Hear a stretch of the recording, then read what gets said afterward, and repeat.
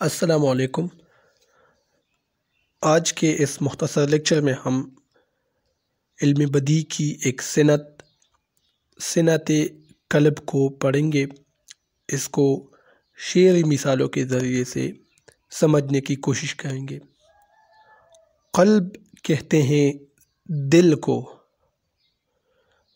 और एक कल्ब है जो काफ से लिखा जाता है जिस पर नुक्ते नहीं होते, वो कहते हैं कुत्ते को। और वो कल्ब जो आप देख रहे हैं स्क्रीन पर, दो नुक्तों वाले काफ के साथ जो लिखा जाता है क़ल्ब, ये दिल को कहते हैं।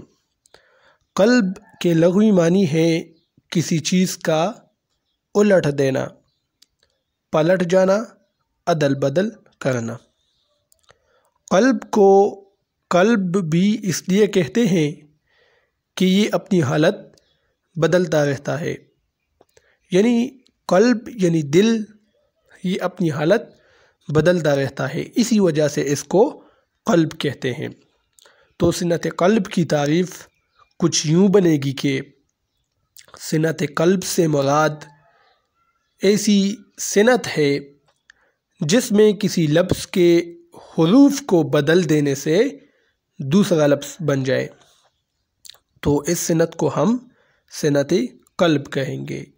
कोई शेर है, उसमें शायर ने ऐसे अल्फाज का इस्तेमाल किया है जिसको बदलने से उन लफ्ज़ों की तरतीब, उन लफ्ज़ों के अंदर जो हुरूफ है उसकी तरतीब बदलने से दूसरा लफ्ज़ बन जाता है, तो इसको हम कहते हैं सनत क़ल्ब। कंफ्यूज ना हो, अब हम मिसाल से इसको समझने की कोशिश करते हैं।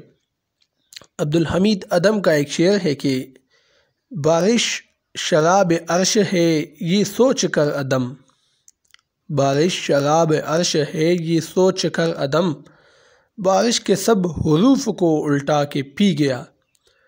अब आप देखिए, बारिश का लफ्ज़ अगर उल्टे तो इससे शराब बनता है, यानी बे अलिफ री शीन, ये बारिश के, तो आप आखिर से अगर इसको देखें, शीन री अलिफ बे, यानी हुरूफ को उल्टा करें, आखिर से शुरू करें, तो ये शराब बन जाता है।